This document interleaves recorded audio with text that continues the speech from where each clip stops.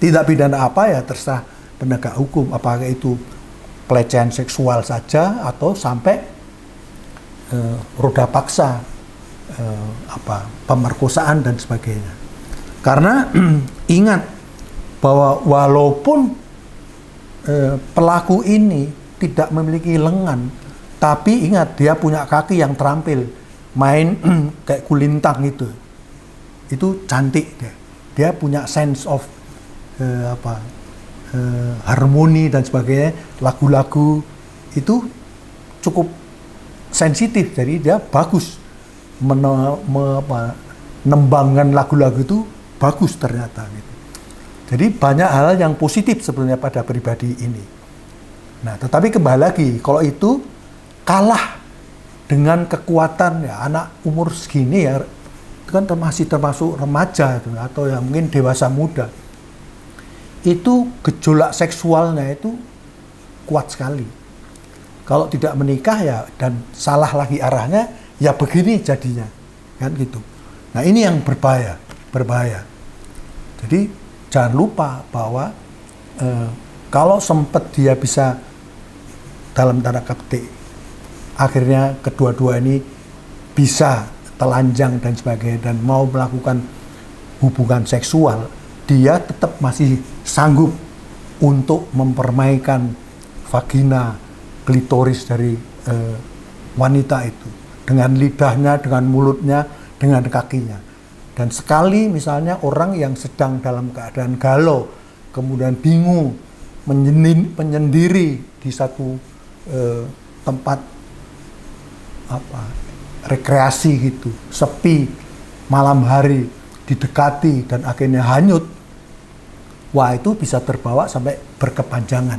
Karena ingat, segala sesuatu yang memberikan kenikmatan, kenyamanan, rasa senang, maka pasti akan diulangi. Itulah hukum secara psikologis, akan diulangi. Sama juga jahat juga begitu, tindak pidana gitu. Kenikmatan seksual juga begitu. Beda dengan happiness ya, sangat berbeda dengan happiness. Jadi itu hanya kenikmatan sementara, sesaat.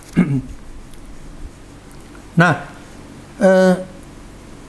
saya melihat ada hal sebenarnya yang menjadi kewajiban dari kita semua sebenarnya. Oke, dari segi hukum dia harus diproses secara benar. Kalau memang harus 15 tahun atau 10 tahun tergantung putusan hakim, silakan. Tetapi hal lain adalah hak dari nanti terpidana itu juga harus dibimbing. Orang ini sebagai terpidana kalau tidak dibimbing akan semakin liar dia, semakin berbahaya, dan itu akan menjadi virus yang sangat berbahaya untuk banyak wanita-wanita, terutama yang sedang galau, sedang kesepian, sedang ada masalah, masuk ke perangkapnya, habis dia. Jadi menurut saya perlulah nanti di follow up. Karena saya mempunyai keyakinan kayaknya sih arahnya ini akan kena pidana itu dan akan masuk penjara.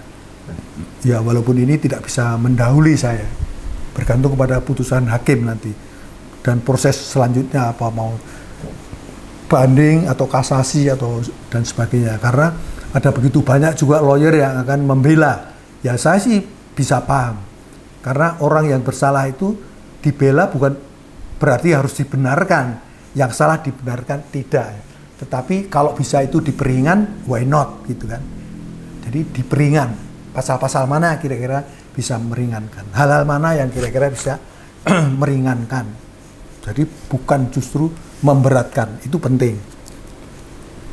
Nah, jadi menurut saya andai kata nanti dia masuk ke LP, saya kira mutlak wajib ada psikolog forensik atau klinis atau psikolog apapun itu coba dievaluasi secara psikologi.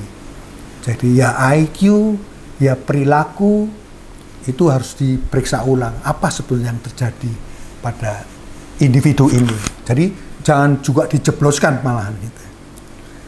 Dan follow up yang penting adalah psikoterapi.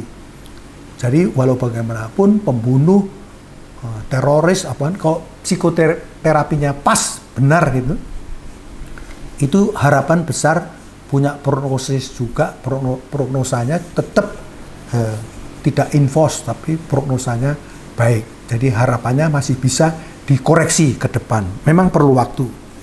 Dan dia kalau kembali ke masyarakat, itu dia akan kembali lebih produktif, bukan menjadi virus dan justru menjadi monster bagi wanita-wanita calon korban yang lain.